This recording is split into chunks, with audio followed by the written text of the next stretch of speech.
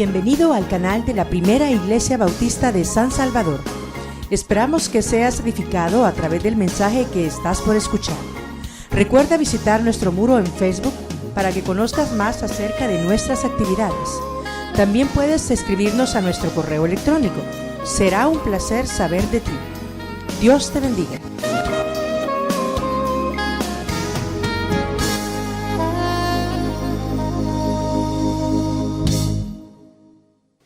Yendo Jesús a Jerusalén, pasaba entre Samaria y Galilea, y al entrar en una aldea le salieron al encuentro 10 hombres leprosos, los cuales se pararon de lejos y alzaron la voz diciendo: Jesús, Maestro, ten misericordia de nosotros. Cuando él los vio, les dijo: Id, mostraos a los sacerdotes. Y aconteció que mostrándose fueron limpiados. Entonces uno de ellos, viendo que había sido sanado, volvió glorificando a Dios a gran voz, y se postró rostro en tierra a sus pies, dándole gracias, y este era samaritano. Respondiendo Jesús dijo: ¿No son 10 los que fueron limpiados? ¿Y los 9 dónde están? No hubo quien volviese y diese gloria a Dios, sino este extranjero. Y le dijo: levántate y vete, tu fe te ha salvado. Cuando era joven, pastor, tenía una pesadilla frecuente. Soñaba que empezaba a predicar y a media predicación me quedaba sin voz. Y el afán de querer seguir predicando y no oír que me salía la voz me despertaba. Ahora la pesadilla la tengo despierto porque tengo ya 20 días de estar afectado de la garganta, aunque no del cerebro, gracias a Dios. Así que si notan algún gallito, es cuestión de mal.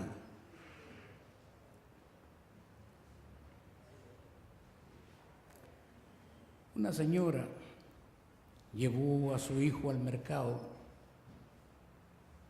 y en un puesto un vendedor le regaló una naranja al niño, y la señora, cuando vio que el señor le dio la naranja a su hijo, le dice: hijo, ¿cómo se le dice al señor? Y el niño, con la naranja en la mano, se la devuelve al señor, le dice: pelámela. Y es que a decir gracias, francamente, se aprende en la casa, con la familia, no en la escuela. Es de las primeras cosas que aprendemos. Si alguien no sabe dar gracias, es porque no tomaron el tiempo en la temprana infancia, no le enseñaron a decir gracias, esa palabra mágica que saca sonrisas y abre puertas, decir gracias. Por lo menos creo yo que alguna vez les conté, la tropa de mi casa éramos como 7 sentados a la mesa, y entre la cultura católica que mi mamá tenía, teníamos, cada vez que terminábamos de comer, rezar o recitar: gracias a Dios que ya comí, mamá. Si no decíamos eso, no podíamos levantarnos de la mesa. Puede ser que ni siquiera sé cuándo empecé yo a recitar eso en la mesa, pero fue costumbre hasta que ya nos separamos como hijos. Gracias a Dios que ya comimos, mamá. El rezo se acabó, pero la conciencia me quedó. Y fíjense que esto de dar gracias no es bíblico. Es decir, no nace de la Biblia. Nace más atrás de la Biblia, antes de la Biblia. A mí me llama la atención cómo la fiesta del Thanksgiving o del Día de Acción de Gracias en Estados Unidos, que fue el jueves pasado, me he dado cuenta que es la fiesta que moviliza más gente en todo el país. Mucha gente viaja largas distancias para reunirse como familia. Ni siquiera pasa eso en Navidad, como pasa en el Día de Acción de Gracias. Dicen que a lo mejor es porque el invierno es más crudo en Navidad y las nevadas a veces no permiten viajar. Es más fácil un mes antes, que es el jueves que pasó. Pero me llama la atención cómo aquí no hemos copiado todavía esa fiesta, pero sí hemos copiado el Día de las Brujas, por ejemplo, o el Halloween, que tendría más sentido, ¿verdad?, que copiáramos esto de el Día de Acción de Gracias. Colosenses 3:15, en la versión antigua, dice: sed agradecidos. Una versión del 2000 dice: celebren acciones de gracias, en Colosenses 3:15. La literatura antes de la Biblia, por ejemplo, entre los griegos, usaba la palabra gracias, la misma palabra que usamos para la Santa Cena, charis, o gracia, o caris. De ahí viene caritas, por ejemplo, o carisma. Pero la raíz es la palabra gracias. Y en el Nuevo Testamento, cuando aparece la palabra charis, no siempre se traduce como gracia, pero sí se traducen otras palabras bonitas, como por ejemplo bondad, amor, compasión, favor, gratitud. Entonces mire qué rico es este concepto de la gratitud, de dar gracias. Genofonte, que era un literato de la Grecia de 4 siglos antes de Cristo, decía que los desagradecidos son los más negligentes respecto a sus dioses, a sus padres, a su familia o a su patria. Y además que a la ingratitud siempre le acompaña la desvergüenza.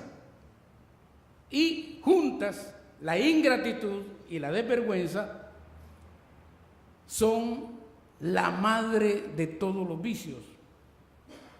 Son la guía para muchos actos inmorales. Lo mismo decía Cicerón, aquel filósofo que fue decapitado 43 años antes de Cristo. Él decía que la gratitud no solo es la más grande de las virtudes, sino genera todas las otras virtudes. O sea, es la madre de las virtudes. O sea, queridos hermanos, que el agradecimiento y la gratitud no nacen con la Biblia, sino vienen de otras culturas también. Aunque en el Génesis una expresión de gratitud llevó a un crimen fraternal, como fue el crimen de Caín matando a Abel, porque interpretó que Dios se agradó más de la ofrenda de su hermano que la propia. Así que, hermanos, cuando leemos este texto,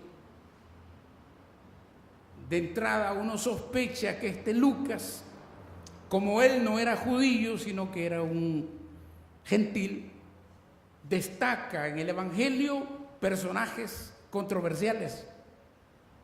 No es casualidad que en las parábolas los héroes sean gentiles, en este caso samaritanos. Fíjense ustedes que en el Evangelio de Lucas, desde el capítulo 9 hasta el capítulo 19, lo que encontramos ahí es el recorrido de Jesús subiendo a Jerusalén. Marcos también hace lo mismo. Pero es como si los evangelios quisieran describir la marcha de Jesús descendiendo, en este caso, de Galilea, cruzando Samaria para llegar al sur, a Jerusalén.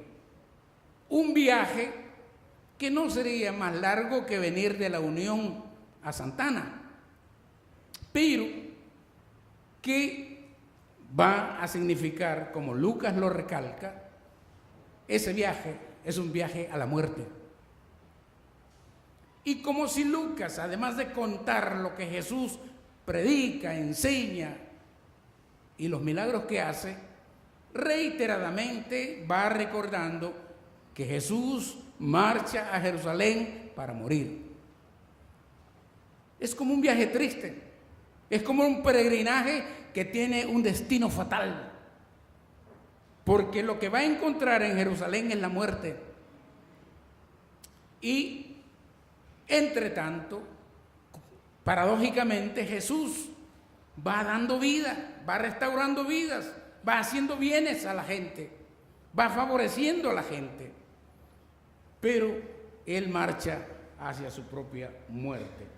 Tanto así que en el capítulo 9, versículos 51 hasta el 55, que ha arrancado el viaje de Galilea, probablemente en la frontera entre Galilea y Samaria, por ahí mandó, dice el texto, mensajeros, casi ángeles, que eran sus apóstoles, para que entraran a una aldea de samaritanos a ver si podían encontrar alojamiento para pasar la noche.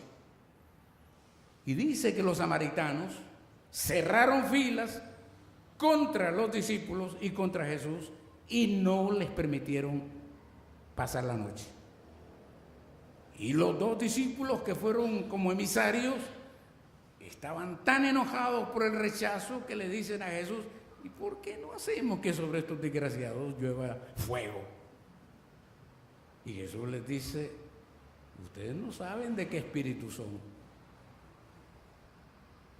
Y era una aldea de samaritanos.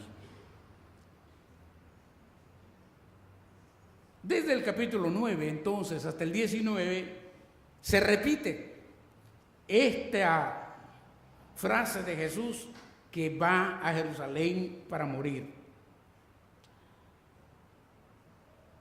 Y llega a Jericó, y no se queda a pasar la noche en Jerusalén, sino que en Jericó, y hasta el día siguiente regresa otra vez, y ahí es donde Jesús muere. Bueno, eso ya es el final del Evangelio, pero en el capítulo en que estamos en la frontera entre Galilea y Samaria. O sea, parece que Jesús no se mueve entre el capítulo 9 y el capítulo 19, no se mueve de esa región. Va y viene enseñando, predicando y haciendo milagros, devolviéndole a la gente la vida normal, haciendo un trabajo de transformación con la gente.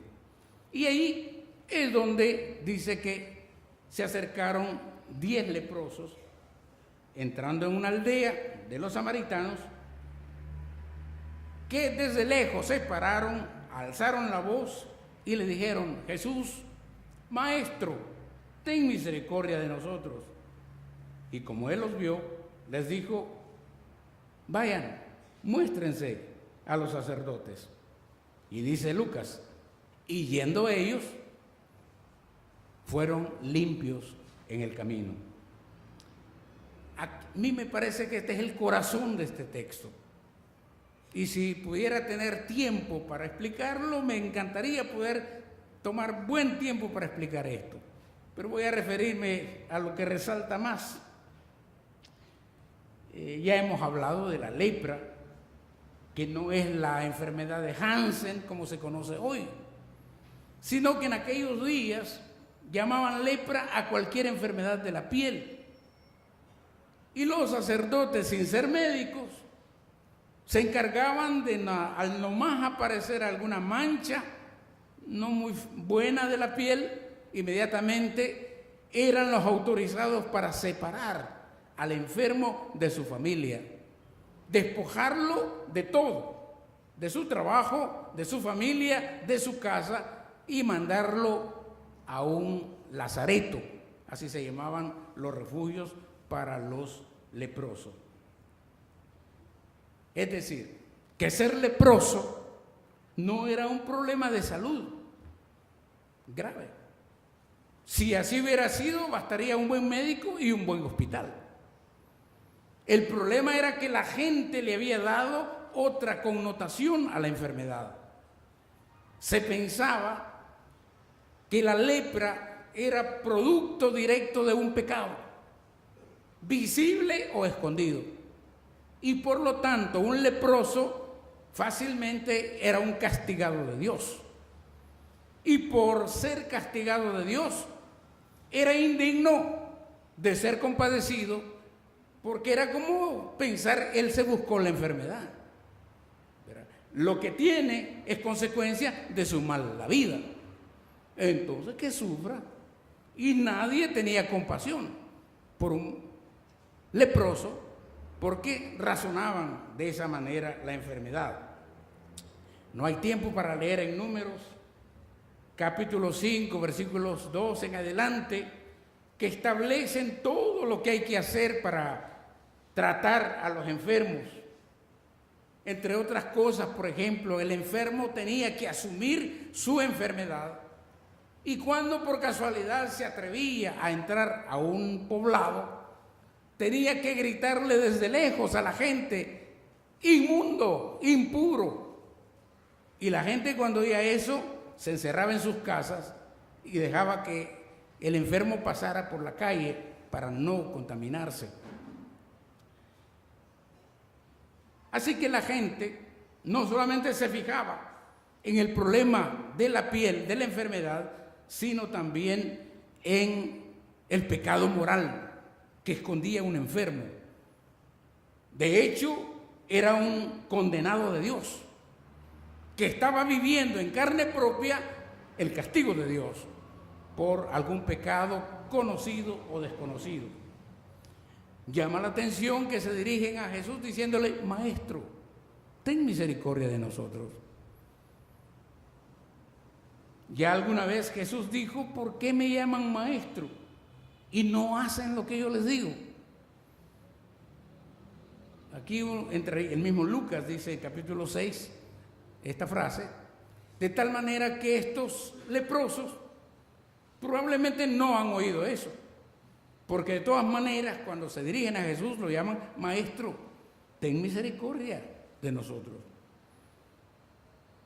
No está claro qué es lo que buscan, especialmente porque lo llaman maestro, y un maestro lo único que puede ofrecer son enseñanzas.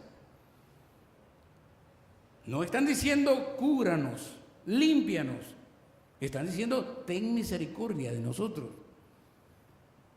De no haber sido a Jesús, ese grito para cualquier otro, lo único que podía significar es: dame algo para sobrevivir, dame alguna limosna. Y probablemente en su ignorancia, los 10 leprosos es lo más que pueden esperar de Jesús: alguna limosna, ten misericordia, compadécete de nosotros. Ya he dicho que la compasión era la que menos podían esperar de nadie, porque ante los ojos del mundo eran pecadores castigados de Dios. Lo interesante es que los 10 tienen posibilidades de convertirse en seguidores de Jesús, pero para ser seguidores de Jesús tienen que creer en Él, y segundo, estar dispuestos a seguirlo. Al final lo que vamos a encontrar es que de los 10, apenas uno volvió a Jesús, apenas a uno se le dice: levántate, vete, tu fe te ha salvado. El grito de los leprosos, ten misericordia de nosotros, debe llamarnos la atención, especialmente porque no nos dice San Lucas si todos eran judíos, pero sí nos dice que por lo menos uno era samaritano. En una interpretación un poco antojadiza, uno diría: a lo mejor los 9 eran judíos y entre ellos un samaritano. Ya sabemos que en la Biblia judíos y samaritanos no se llevan, no se tratan. Pero en este caso los 10 son un grupo con una sola voz que piden: ten misericordia de nosotros. En otras palabras, lo que estamos viendo es que el sufrimiento, la enfermedad, la condición de enfermos los hace familia, los hace un grupo, hablan como grupo. No están diciendo: aquí nosotros los judíos pedimos misericordia, o aquí nosotros los samaritanos queremos misericordia. En el dolor, en el sufrimiento, son uno. Y eso lo hemos experimentado en la vida. No hay demostración más clara que puede unir aún a los enemigos que una situación de sufrimiento o de dolor. Los 10 quieren salir de la condición en que viven. Probablemente, al pedir misericordia, quizás no tienen más esperanza que recibir una palabra de aliento o algunas monedas para seguir su peregrinaje de dolor. Después de todo, no hay nadie que pueda darles más esperanza, porque desde el punto de vista de la religión han sido expulsados. En el templo no caben. Los sacerdotes pueden recibirlos siempre que hayan sido sanados primero. De lo contrario, no existen. Bien decía el historiador Flavio Josefo que no había peor condición que el de los huérfanos, los marginados y los leprosos y los samaritanos, que vivían como si estuvieran muertos. En otras palabras, para el resto del mundo, los leprosos no existían. Eran muertos vivientes, muertos en vida. El texto dice que cuando Jesús oye la voz, los miró,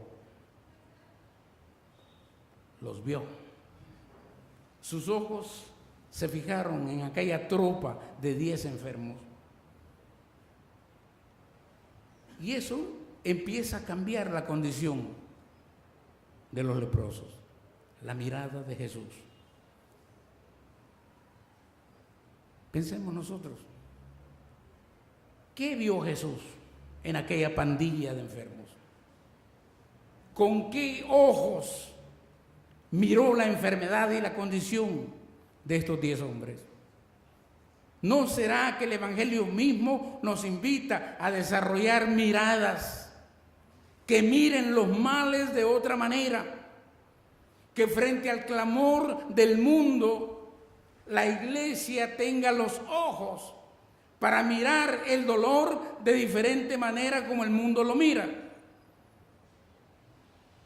De hecho, por ejemplo, entre los dolores que hay en este país, el dolor de las pandillas y los delincuentes, ¿verdad?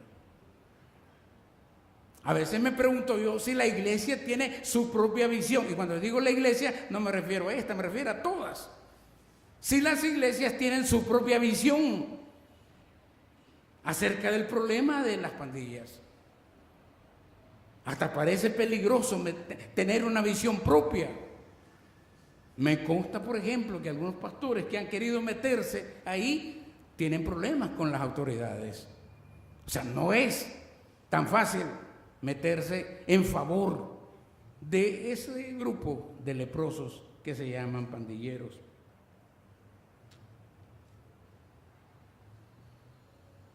La mirada de Jesús me parece que a nosotros nos asegura que Jesús hoy también pone su mirada en nuestra necesidad. Cuando Jesús nos mira en nuestra necesidad real. No se engaña, sabe de lo que estamos padeciendo, conoce cuál es la conciencia que nosotros tenemos por dentro. Por supuesto que lo más inesperado en esta historia es la misma respuesta de Jesús. A mí, por lo menos, leyendo este texto, no me parece que Jesús respondió de la manera en que los 10 leprosos necesitan. Como nos sucede también a nosotros cuando oramos pidiendo algo concreto y nos parece que Dios no contesta, concreto como nosotros estamos pidiendo. Porque lo que desconcierta es que Jesús les dice, vayan, muéstrense al sacerdote. Ellos pidieron misericordia y Jesús les dice, vayan, muéstrense al sacerdote. A mí no me encaja. ¿Qué hay en este Jesús? Estoy hablando de la mirada, pero la palabra como que con la mirada no corresponde. Sin embargo, hay algo más que Lucas quiere contarnos en este texto. Quizá Lucas quiere evitar, como médico que es, quizás recordarnos que ni siquiera los médicos pueden curar los males inmediatamente. Si los médicos pudieran curar los males inmediatamente, serían ricos. Tendrían clientela y no habría enfermos. Porque cualquiera pagaría con tal que le quiten el más rápido. Yo llevo 20 días con que quisiera un médico que me cure la garganta. Y me he tomado todas las medicinas que me han dicho, que hasta surumbo me siento. A lo mejor me ha hecho bien. Pero la medicina efectiva es la que cura inmediato. Todo. ¿Por qué son populares la Mejoral y todos esos medicamentos? Porque el pueblo se ha acostumbrado a dar la pastilla para cualquier dolor y con tal que se quite, no importa cuál es el origen del dolor, eso es malo. Pero es la cultura. No sean pastilleros, hermanos. No tomen pastillas que un médico no le recete. Porque esto es más, ya hemos hablado de cómo la industria farmacéutica se ha hecho millonaria a base de laboratorios y medicamentos. Otro día vamos a hablar de eso. Pero Jesús entonces les dice, les da la medicina que nos esperan. Vayan y preséntense al sacerdote. ¿Y quiénes eran estos sacerdotes? Creo yo que si bien es cierto, los sacerdotes eran gente con poder, es decir, gente que podía mandar, podía gobernar, podía decidir, pero no eran médicos, no tenían la medicina. Incluso se equivocaban a veces en sus diagnósticos porque bastaba que uno de esos sacerdotes dijera, esa manchita en la piel es lepra, aunque no fuera lepra. Y a partir de ahí se tomaban las decisiones de separar a esa persona de toda su familia, su trabajo y mandarlo a la marginalidad. Y al contrario también, cuando por acaso, si la enfermedad no era lepra, pudo haber sido alguna infeccioncita de piel y se curó por el tiempo, había que ir al sacerdote para decirle, mire, no hay nada. Y si el sacerdote decía, te doy 8 días, volvé dentro de 8 días, si no te reaparece, estás limpio. O sea, había un poder para restaurar a la gente a la vida normal. Por eso a mí me resulta irónico que Jesús los mande al sacerdote. Hubiera sido más fácil que le dijera, ya, sanitos, váyanse, tranquilitos, también. Pero hay algo que el médico Lucas quiere mostrar cómo funciona la fe. Porque en esto de vayan y preséntense al sacerdote, es una cosa un poco rara. No cualquiera hubiera obedecido una orden de esas. Tenía uno derecho a disentir, Pues, yo vine por otra cosa, no para que me manden de regreso. Y después de todo, era volver al templo. El templo de donde habían sido expulsados. El templo donde no cabían. El templo que declaraba que eran impuros y por lo tanto no tenían derecho a presentarse delante de Dios. Pero Jesús los manda para allá.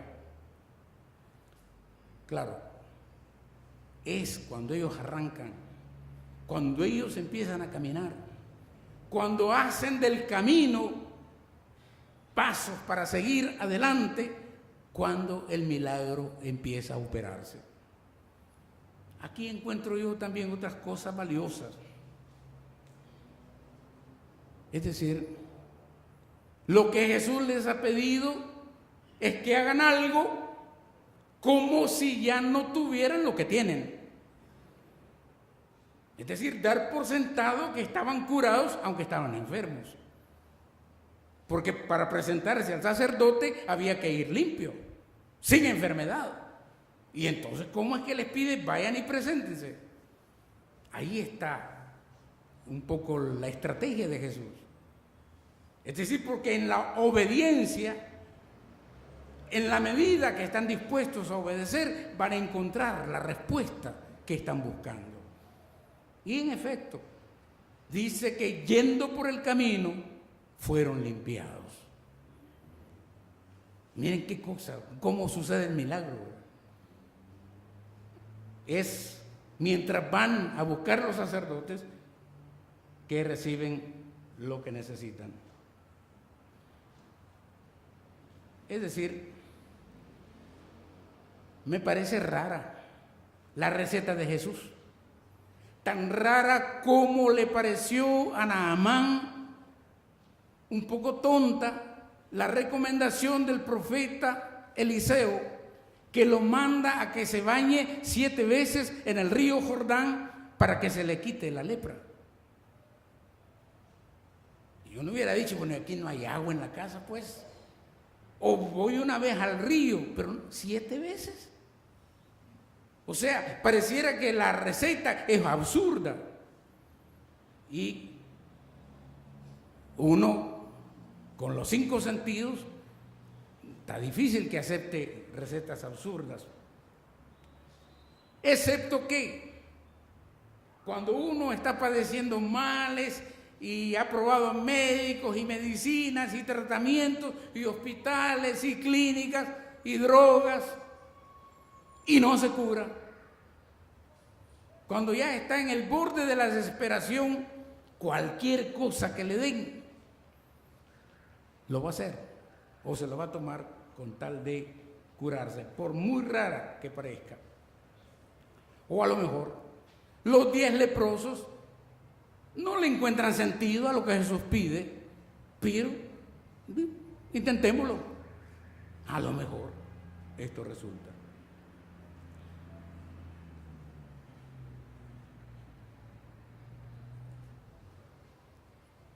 El sanar los leprosos funcionó y funciona en los evangelios como señal del poder de Dios.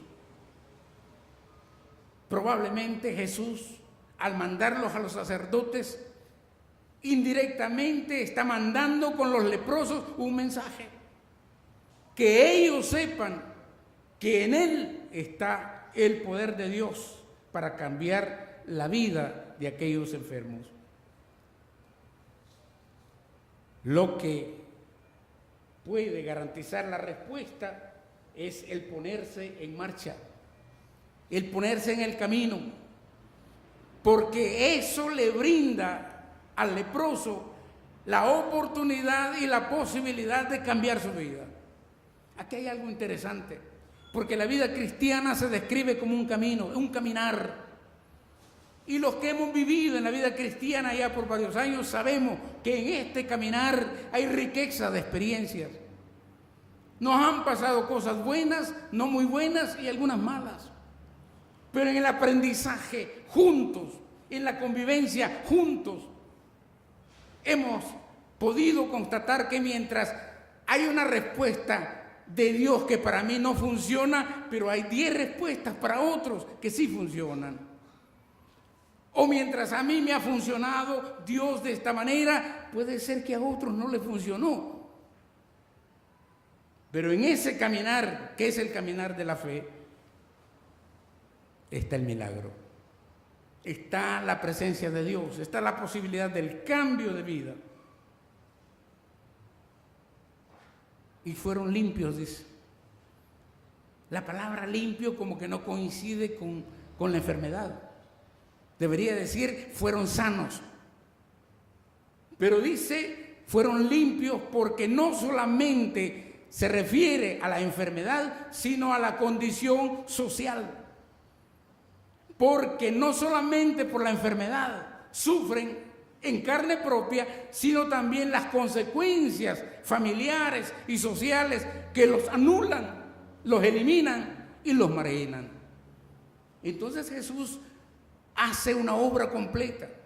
No solo se trata de reparar el cuerpo, sino también restaurar las relaciones perdidas, las relaciones cortadas con la familia y con la sociedad. Cuando se vieron sanos, en el camino, uno de ellos se regresó a donde estaba Jesús. Y 9 de ellos, ¿a dónde se fueron? No lo dice Lucas. ¿Se habrían ido directo a buscar los sacerdotes? Parece ser que el texto nos da la oportunidad de pensar que esto de presentarse al sacerdote no era cosa de vida o muerte, de urgencia. Lo importante era estar limpio. El veredicto de los sacerdotes era secundario. De tal manera que los 10 podían haber tomado tiempo para volver a Jesús y presentarse a los sacerdotes cualquier otro día. Por eso se destaca aquí el agradecimiento, porque uno de ellos, que era samaritano, de quien menos se espera, a quien menos se le cree, que menos privilegiado sería, es el que reconoce cuál es la fuente de su curación, cómo puede pagar el favor que ha recibido, y regresa inmediatamente a encontrarse con Jesús. O sea, que a la mirada de Jesús dice que este leproso vio que estaba limpio y volvió glorificando a Dios a gran voz y derribóse sobre el rostro a sus pies dándole gracias, y este era samaritano. Mire cuántos verbos, los verbos aquí son interesantes. Primero, vio que estaba limpio. Segundo, volvió, regresó. Tercero, gritó. Cuarto, se derribó a los pies de Jesús. Y quinto, le dio gracias. Y solo al final dice Lucas, y ese era samaritano. Como quien dice, vaya, del que menos se esperaba, era el que regresa y hace lo que debían haber hecho todos. Por eso esta es una lección tremenda de gratitud. Lucas, como si quisiera reservarnos la sorpresa para el final, nos dice ahí que este samaritano, que resulta ser extranjero, de quien menos se espera, un creyente, mejor dicho, un gentil que no cree, sin embargo, es el que da el ejemplo de ser un creyente. Como dije al principio, yo creo que Lucas, como era gentil, a él le encanta destacar a los gentiles cómo responden a Jesús. Bueno, la parte final de esta anécdota son 4 preguntas que aparecen en este marco como si fueran preguntas retóricas, pero son preguntas difíciles de responder. Son preguntas lanzadas al viento, a la conciencia, a los milagros, al auditorio, a la soledad, al que quiera oír. Dice, ¿y no son 10 los que fueron limpios? Jesús pregunta por la totalidad, por todos. ¿No eran 10? La segunda pregunta, ¿y los otros 9 dónde están? Jesús nota que hay uno, ¿y los otros 9 dónde están? La tercera pregunta, no hubo quien volviese y diese gloria a Dios, sino este extranjero. Y lo que sigue es la restitución del enfermo. Uno podía decir en favor de los 9 que tenían razón.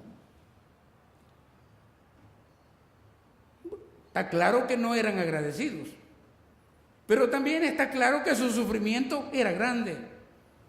¿Quién sabe cuántos años habían estado separados de su familia, separados de su trabajo, desligados de la vida social, siendo nada, muertos en vida?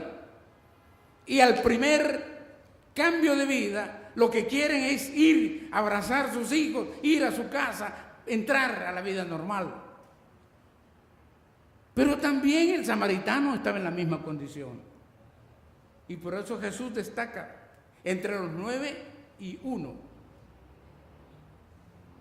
Todos se curaron de la enfermedad, pero solo a uno se le dice, eres salvo. Por eso es que decimos aquí, ¿verdad? Ser sano no es ser salvo. Y en este caso 9 fueron sanados, pero no fueron salvos. 1 fue sanado y fue salvado. Y por 20 siglos, queridos hermanos, yo creo que la pregunta de Jesús permanece, ¿dónde están los otros 9?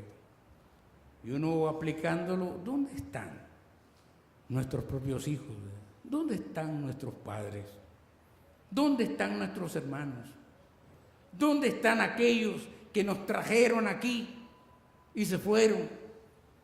Porque hay tantas historias he oído tanta gente que me ha dicho a mí, yo conocí a Cristo por fulano de tal, yo me quedé y él se fue. Eso no cree usted que es una historia repetido. Es decir, a veces sabemos dar para que otro aproveche, pero nosotros nos quedamos sin aprovechar. Por eso se trata entonces de ser agradecido, tener gratitud. Esa es la lección que nos deja aquí. Cuando una persona es agradecida, sabe que es deudora de muchos otros. He pensado, por ejemplo, ¿sabe usted a quién tiene que agradecerle por el agua que le cae en su chorro? Por la fruta que llega al mercado y que usted puede disfrutar, por el chofer que maneja el autobús que a usted la trae. ¿Ha pensado que hemos de agradecer cosas tan pequeñas que las damos por garantizadas? Tenemos derecho a eso. Ni siquiera se nos ocurre que hay cosas por las cuales tenemos que dar gracias. Jonathan Edwards, que era un evangelista, escribió que el amor y la gratitud hacia Dios están entre los signos de una verdadera religión. O sea que quien desarrolle actitudes permanentes de gratitud a Dios y a sus semejantes puede descubrir un nuevo momento de convivencia pacífica. Gordon Allport, un psicólogo del siglo pasado, decía también que las intenciones religiosas maduras provienen de los sentimientos de profunda gratitud y de reconocimiento que somos deudores, especialmente ante Dios y todas las bendiciones que Dios nos concede. Posiblemente la palabra gracias es una palabra demasiado corta, pero con enorme poder cuando nos enfocamos en ella como actitud para relacionarnos con los demás. Ser agradecido y saber dar gracias fortalece las relaciones entre personas. hay que dar las gracias hipócritamente. Si usted va a dar gracias hipócritamente, no lo haga, porque lo van a descubrir la hipocresía de sus palabras. La gratitud y el dar gracias tiene que ser sincero. Ser agradecido hace que otras personas quieran estar con usted. Lo hace a usted una persona interesante y humilde. Cuando somos agradecidos, desarrollamos la tendencia de ver lo positivo del vaso medio lleno y no el vaso medio vacío. Somos capaces de saber que el sol alumbra a pesar de que haya nubarrones encima de nosotros. El ser agradecido le muestra a usted un mundo escondido en la mayoría de las personas que saben quién es usted, se relacionan con usted. Por ejemplo, ¿se ha puesto a pensar usted la cantidad de funciones que su cuerpo realiza? Por ejemplo, yo después de desayunar soy bien consciente de la función de la digestión, ¿verdad? ¿Quién no, verdad? Cuando a usted le chillan las tripas, o es de hambre o es de que comió algo que no cayó bien.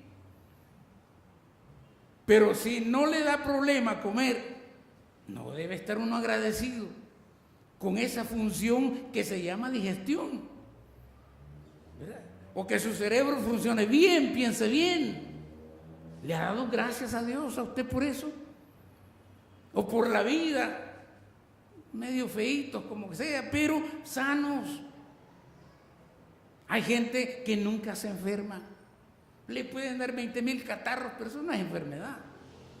Esos son desequilibrios. La Biblia dice, den gracias en todo y por todo.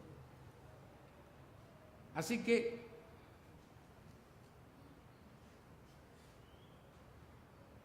decía el presidente John Kennedy, que por cierto, antier o ayer se cumplieron 55 años, creo, de su asesinato. Él dijo alguna vez, por muy difíciles que sean tus circunstancias, siempre existe algo por lo cual tú puedes estar agradecido. Lo decía un político como Kennedy. Se puede ser agradecido, se debe ser agradecido. Hay que agradecerlo todo. Pensé mucho en los muchachos, por ejemplo, ¿verdad? Los muchachos inteligentes.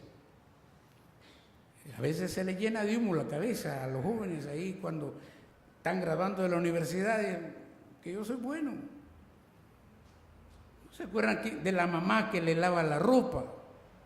¿Cuántas veces le han agradecido a la mamá el desayuno que le preparan? O al papá que deja de comer para pagar la letra de la universidad.